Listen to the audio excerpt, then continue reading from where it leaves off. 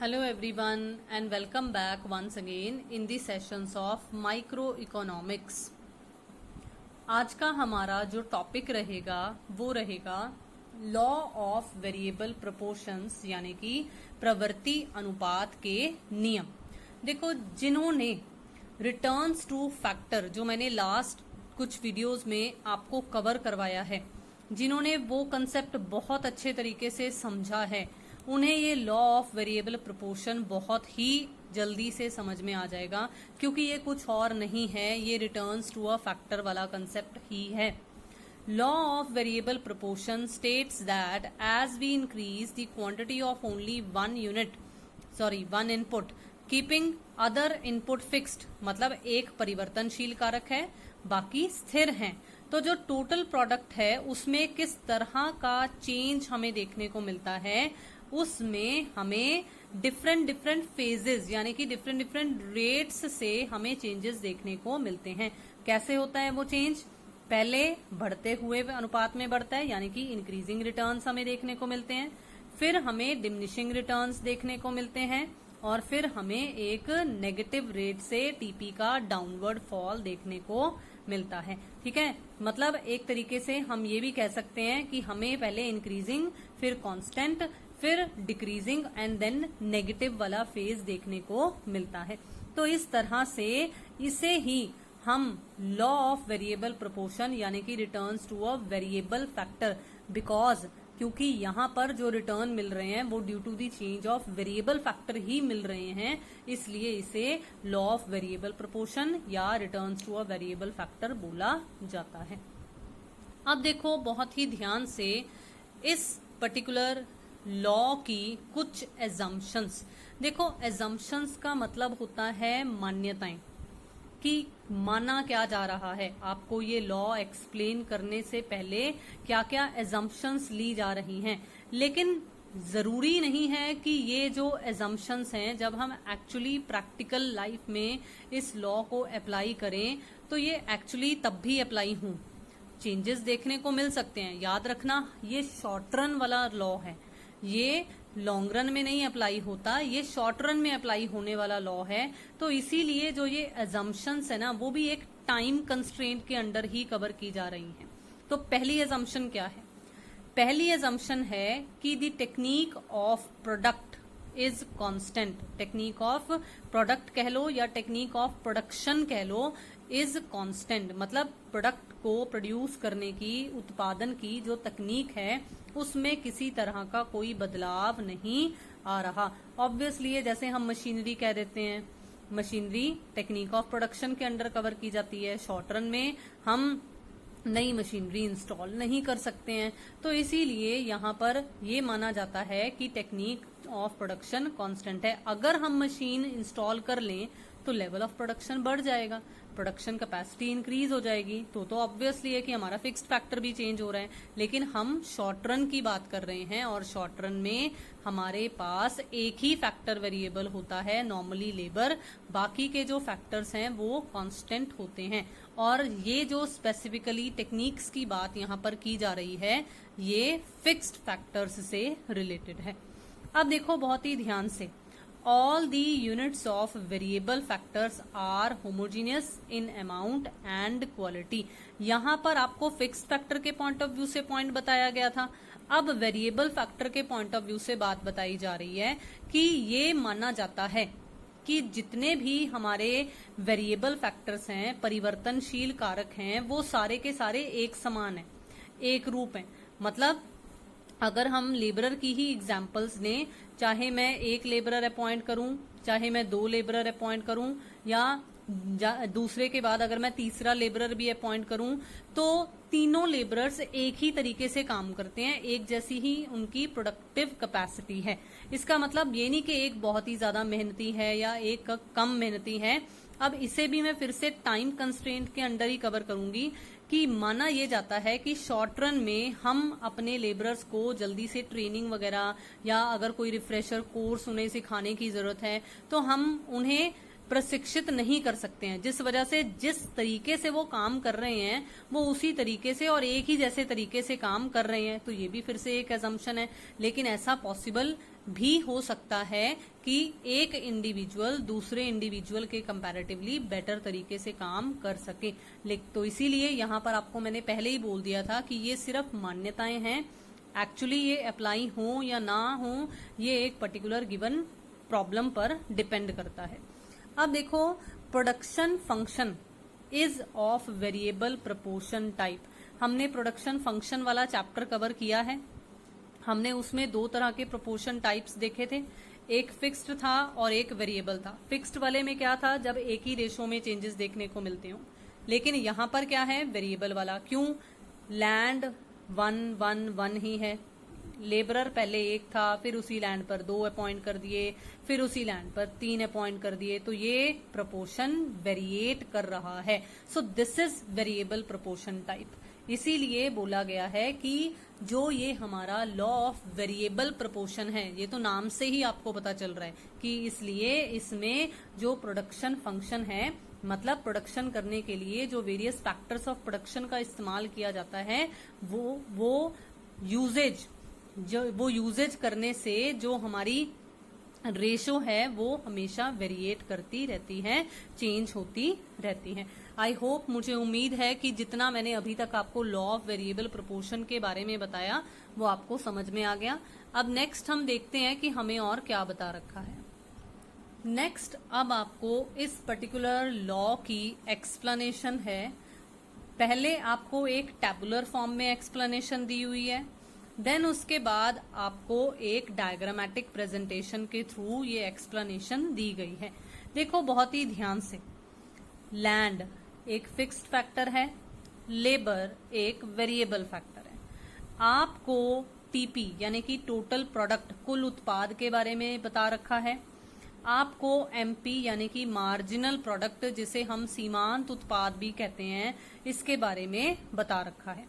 अब देखो बहुत ही ध्यान से, हम प्रोडक्शन फंक्शन में ये टीपी, एमपी एंड एपी के कंसेप्ट सब पढ़कर आए हैं, तो वही कंसेप्ट्स हैं और कोई चेंज नहीं है। सिर्फ हम वेरिएबल प्रोपोर्शन के हिसाब से वेरिएबल प्रोपोर्शन वाले लॉ में जो हमें स्टेट किया गया है उस चीज को ध्यान में रखें। तो हमने क्या पढ़ा है अभी, इंक्रीजिंग रिटर्न मिलते हैं पहले, फिर डिक्रीजिंग रिटर्न मिलते हैं और फिर नेगेटिव रिटर्न मिलने लगता है। तो हमने और कुछ नहीं किया, हमने उसी तरह से अपनी ये टैबुलर प्रेजेंटेशन की है कि जिसमें हमें टीपी में पहले इंक्रीजिंग रेट से चेंज देखने को मिल रहा है, फिर डिक्रीजिंग रेट से चेंज देखने को मिल रहा है, और फिर उसके बाद हमारा एमपी जब नेगेटिव हो रहा है तो हमारा टीपी फॉल कर रहा है। आप अगर चाहो तो आप यहाँ पर एवरेज प्रोडक्ट की कैलकुलेशन भी कर सकते हो। आपको पता है कि एवरेज प्रोडक्ट कैसे निकलेगा, टीपी डिवाइडेड बाय एल। तो 2 divided by 1, 5 divided by 2, 9 divided by 3, 11 divided by 4, कुछ इस तरीके से आप एपी की कैलकुलेशन भी कर सकते हो।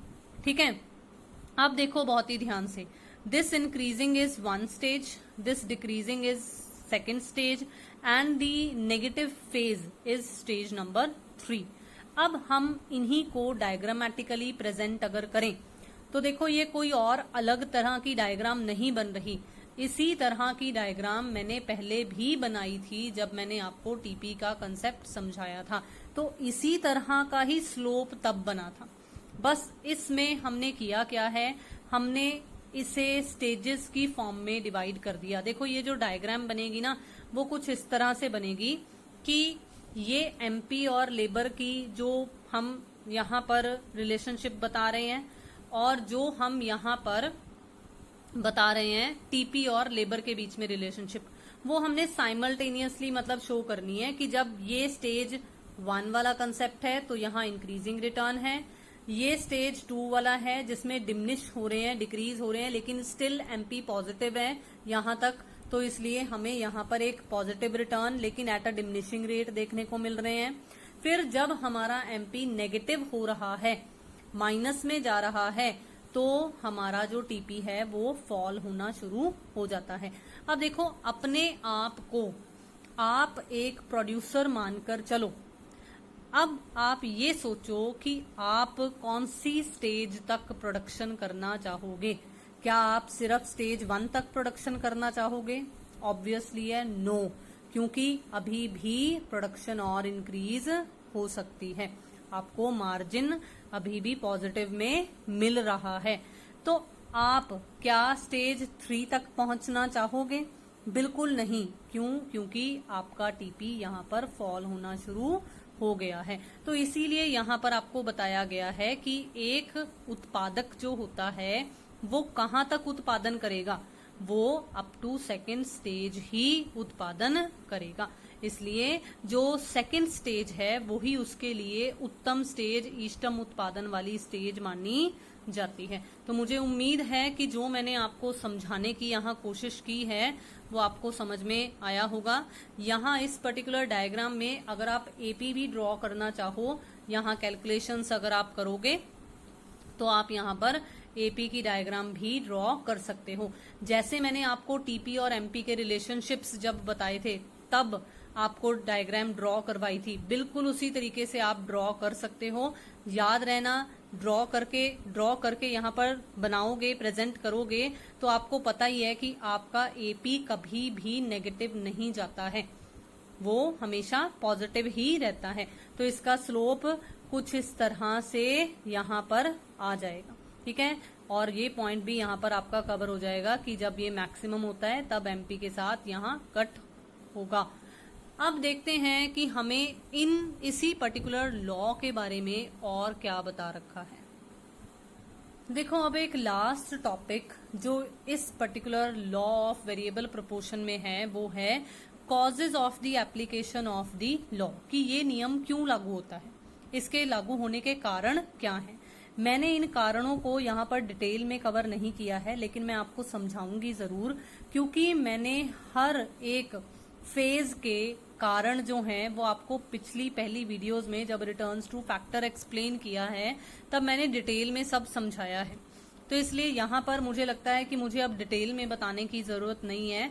अगर मैं इसी तरह से बताऊंगी तब भी आपको समझ में आ जाएगा। So moving on to the first point, in divisibility of factors. Indivisibility का मतलब क्या होता है? विभाजिता, मतलब क्या फैक्टर्स को विभाजित किया जा सकता है? क्या हम कारकों को डिवाइड कर सकते हैं? देखो, हम फिक्स्ड फैक्टर्स का जिनका इस्तेमाल यहाँ पर कर रहे हैं, क्योंकि हम वेरिएबल फैक्टर्स में चेंज लेकर आ सकते हैं, लेकिन हम फिक्स्ड फैक्टर्स में किसी भी तरह का कोई चेंज लेकर नहीं आ सकते हैं। प्लस जो हम फिक्स्ड फैक्टर्स का इस्तेमाल करते हैं, क्या हम उन्हें छोटी छोटी इकाइयों में बांट सकते हैं? मैंने आपको पहले वाली वीडियोस में भी एक एग्जाम्पल देकर बताया था कि आपको अगर अपनी फैक्ट्री में कोई मशीनरी इंस्टॉल करनी है तो वो आप पूरी की पूरी मशीनरी फिट करोगे ना। ये तो नहीं ना कि अगर आपकी एक दूसरी फैक्ट्री है तो आप कहते हो कि मशीनरी का आधा हिस्सा एक फैक्ट्री में लगा दो और आधा हिस्सा जो है वो दूसरी फैक्ट्री में लगा दो, तो दोनों फैक्ट्रीज काम करती रहेंगी। ऐसा तो हो ही नहीं सकता, because we can not divide our factors. हम डिवीजन नहीं कर सकते हैं अपने फैक्टर्स का। जब हम डिवीजन नहीं कर सकते हैं, जब हमें पूरी की पूरी मशीनरी सेटअप ही करनी पड़ेगी, मतलब एक proper fixed amount of factors का इस्तेमाल करना ही पड़ेगा, तो शुरुआत में क्या होता है? शुरुआत में अंडर यूटिलाइजेशन होता है, हमारे पास आइडल कैपेसिटी पड़ी हुई होती है। तो जैसे जैसे हम हमारे वेरिएबल फैक्टर्स की प्रोपोर्शन को बढ़ाते हैं, हमारी वो आइडल कैपेसिटी यूज होना शुरू हो जाती है, जिस वजह से हमें पहले इंक्रीजिंग, फिर जैसे जैसे आपको मैंने सारा रिटर्न्स टू फैक्टर में समझाया है, बिल्कुल उसी तरीके से हमें अलग अलग फेजेस के रिटर्न्स मिलना शुरू हो जाते हैं। अब समझते हैं हमारे पास सेकंड कॉज क्या बता रखा है। देखिए, इसमें क्या है कि हमारे पास कुछ फैक्टर्स ऑफ प्रोडक्शन जो हैं वो स्थिर होते हैं, या यूं कहेंगे कि एक ही फैक्टर जो है शॉर्ट रन में वो वेरिएबल होता है और बाकी के जो फैक्टर्स होते हैं वो फिक्स्ड होते हैं। अब क्योंकि फिक्स्ड फैक्टर्स पर अगर हम पहले कम वेरिएबल फैक्टर का इस्तेमाल करेंगे तो इसका मतलब ये काफी कम अनुपात में यूज हो रहे हैं, इनकी अंडर यूटिलाइजेशन हो रही है। तो जैसे जैसे हम हमारे वेरिएबल फैक्टर को बढ़ाएंगे, इनकी अंडर यूटिलाइजेशन की बजाय प्रॉपर यूटिलाइजेशन होना शुरू हो जाएगी, और इसीलिए क्या होगा, हमें वेरिएशंस ऑफ रिटर्न्स देखने को मिलेंगे। अब देखो फिर से आगे से, more than optimum use of the fixed factor. अब इस पॉइंट में आपको क्या बताएंगे, इस पॉइंट में आपको डिमिनिशिंग रिटर्न्स पर ज्यादा स्ट्रेस देकर बताएंगे कि जब हम ओवर यूटिलाइजेशन करना शुरू कर देंगे हमारे फिक्स्ड फैक्टर को, क्योंकि फिक्स्ड फैक्टर के प्रोपोर्शन को शॉर्ट रन में तो बढ़ाया नहीं जा सकता, तो जो हम पहले अंडर यूटिलाइजेशन कर रहे थे, अब अगर हम मोर देन ऑप्टिमम यूटिलाइजेशन करना शुरू कर देंगे तो जो हमें मार्जिनल चेंज देखने को मिलता है, मार्जिनल प्रोडक्ट जो देखने को मिलता है, सीमांत प्रतिफल जो हमें देखने को मिलता है, वो कम होना शुरू हो जाएगा। इसलिए हमें वेरिएशन यानी कि वेरिएबल प्रोपोर्शंस जो हैं रिटर्न्स की फॉर्म में मिलेंगे। लास्ट पॉइंट जो हमारे पास है वो है इम्परफेक्ट सब्स्टिट्यूट। अब देखो यहां पर आपको क्या बता रखा है, सब्स्टिट्यूट का मतलब क्या होता है। हम लोगों ने सब्स्टिट्यूट गुड्स पढ़े हैं थ्योरी ऑफ डिमांड में, तो सब्स्टिट्यूट का मतलब क्या होता है कि ऐसी कोई चीज जिसको हम किसी दूसरी की जगह पर इस्तेमाल कर सकते हैं, स्थानांतरण कर सकते हैं, उसको हम सब्स्टिट्यूट बोलते हैं। अब फैक्टर्स फिक्स्ड हैं, क्या फिक्स्ड फैक्टर्स की जगह पर हम कोई और फैक्टर लेकर आ सकते हैं? क्या हम शॉर्ट रन में, अगर हमारी मशीनरी पुरानी हो रही है, क्या हम शॉर्ट रन में उस मशीनरी की जगह पर, अगर हमें ये पता लग रहा है कि हमारी मशीनरी अब पुरानी हो गई है, वो हमें अब कम रिटर्न देने लग गई है, तो क्या मैं जल्दी से शॉर्ट रन में उसको रिप्लेस करने के लिए नई मशीनरी लेकर आ सकती हूँ? नहीं, क्योंकि जल्दी से सब्स्टिट्यूट कर पाना मुश्किल है। उसी तरह के प्रोडक्ट का, उसी तरह के फैक्टर का सब्स्टिट्यूशन ढूंढ पाना मुश्किल है। इसीलिए ये लॉ अप्लाई होता है, क्योंकि हम उसी फिक्स्ड फैक्टर का इस्तेमाल करते हैं, बार बार इस्तेमाल करते हैं, उत्पादकता कम होने लग जाती है, हम उसका सब्स्टिट्यूट नहीं कर सकते हैं, उसकी जगह पर कोई और फैक्टर नहीं लेकर आ सकते हैं, इसलिए हमें वेरिएशन इन रिटर्न्स देखने को मिलते हैं। तो मुझे उम्मीद है कि जितना मैंने आपको आज लॉ ऑफ वेरिएबल प्रोपोर्शंस के बारे में बताया, ये सब आपको समझ में आया होगा। Thank you so much for watching the video. Stay connected with the channel. Subscribe the channel if you have not subscribed it yet. Press the bell icon, share the videos, like the videos, comment the videos. Thank you so much and have a nice day.